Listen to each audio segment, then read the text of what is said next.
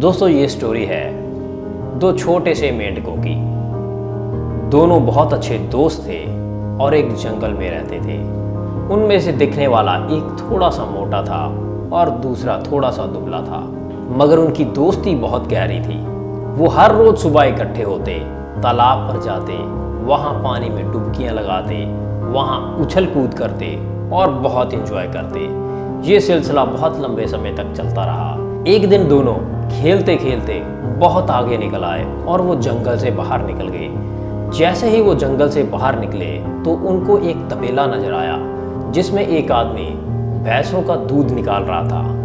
तो वो दोनों खड़े होके वहाँ उस आदमी को देखने लगे, क्योंकि आज से पहले उन्होंने कोई आदमी देखा ही नहीं था, क्योंकि वो हमेशा जंगल में ही रहते थे। और वो आदमी दूध निकालता और एक ड्रम के अंदर डाल रहा था। और ये देखकर एक मेंढक दूसरे को बोलता, अरे भाई, हमने तो आज तक सिर्फ काला पानी ही देखा है, ये सफ़ेद सा पानी कौन सा होता है? तो क्यों ना हम आज इस सफ़ेद पानी में डुबकियां लगाएं। तो दूसरे दोस्त को भी उसकी बात अच्छी लगी और उसने कहा, थोड़ी देर रुको, हम फिर उस सफ़ेद पानी में चलते हैं। जैसे ही वो आदमी वहाँ से चला गया, अब दोनों मेंढकों ने डिसाइड किया कि वो अब आगे उस ड्रम तक पहुंचेंगे। दोनों उछल कूद करते हुए उस ड्रम तक पहुंच गए और दोनों ने एक दूसरे को बोला कि भाई बहुत लंबा जंप लगाना पड़ेगा, तभी हम उस ड्रम के ऊपर पहुंच पाएंगे।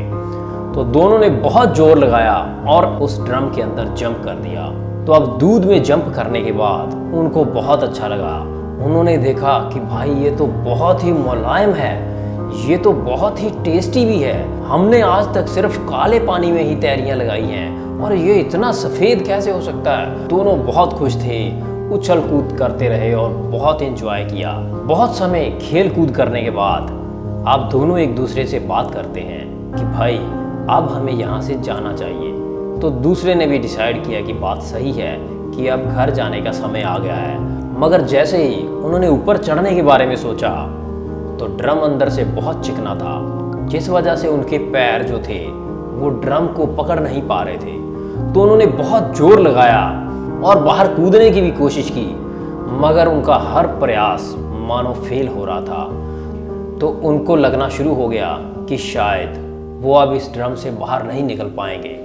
तो उन्होंने डिसाइड किया कि भाई देखो, हमारे बचने का अब एक ही रास्ता है कि अब हमें लगातार तैरते रहना चाहिए। अगर हम तैरते रहेंगे तो कोई ना कोई जब आएगा हमें इससे बाहर निकाल देगा। दूध में तैरते तैरते उनको 1 घंटे से ज़्यादा हो गया तो कोई नहीं आया, मगर वो फिर भी लगे रहे। 2 घंटे निकल गए, 3 घंटे निकल गए, मगर कोई भी उस दूध के पास नहीं आया। 3 घंटे बाद जो मोटा मेंढक था वो अपने दोस्त को बोलता है कि भाई अब मेरी टांगे जो है वो काम करनी बंद कर रही हैं, मैं बहुत थक चुका हूँ और शायद अब मैं और नहीं तैर पाऊँगा। तो पतला मेंढक अपने मोटे दोस्त को बोलता है कि दोस्त देखो, हमारे पास बचने का और कोई रास्ता नहीं है, क्योंकि अगर तुम पैर चलाना बंद कर दोगे तो डूबकर मर जाओगे। इसीलिए हमें तैरते रहना बहुत ज़रूरी है। पतले मेंढक की बात सुनकर दूसरा दोस्त बोलता है, बिल्कुल दोस्त, हमें तैरते ही रहना पड़ेगा। लगभग 2 घंटे और निकल गए, मगर दूध के पास कोई भी नहीं आया। अब जो मोटा मेंढक था वो बुरी तरह से थक चुका था और उसकी टांगें अब चलनी बंद हो चुकी थी। और वो अपने दोस्त को बोलता है, दोस्त, शायद आज ये मेरी ज़िंदगी का आखिरी दिन है, क्योंकि अब मैं और नहीं तैर सकता और शायद मैं अब डूब के मर जाऊंगा। मगर पतला मेंढक बोलता है, दोस्त, हार मत मानो, तब तक तैरते रहो जब तक इस ड्रम से बाहर नहीं निकल जाते, क्योंकि रुकने का मतलब सिर्फ मृत्यु है और मृत्यु स्वीकार नहीं होनी चाहिए और हार नहीं माननी चाहिए। तुम तैरते रहो। मगर उसने हार मान ली और उसने पैर चलाने बंद कर दिए, जिसके चलते वो दूध में डूब कर मर गया। और ये बात देखकर पतले मेंढक को बहुत ज़्यादा दुख हुआ, क्योंकि उसका बचपन का दोस्त उस दूध में डूबकर मर चुका था। मगर पतले मेंढक ने हार नहीं मानी, वो लगातार तैरता रहा। जब 1.5-2 घंटे और निकल गए तो दूध अब गाढ़ा होना शुरू हो चुका था, क्योंकि अब उसमें से लगातार तैरने की वजह से मक्खन निकलना शुरू हो चुका था। तो अब ये बात देखकर पतले मेंढक के अंदर एक आशा की किरण पैदा हुई और उसने अपनी तैरने की स्पीड और तेज कर दी और लगभग 1 घंटे के बाद मक्खन के अब बड़े बड़े पीस बन गए थे।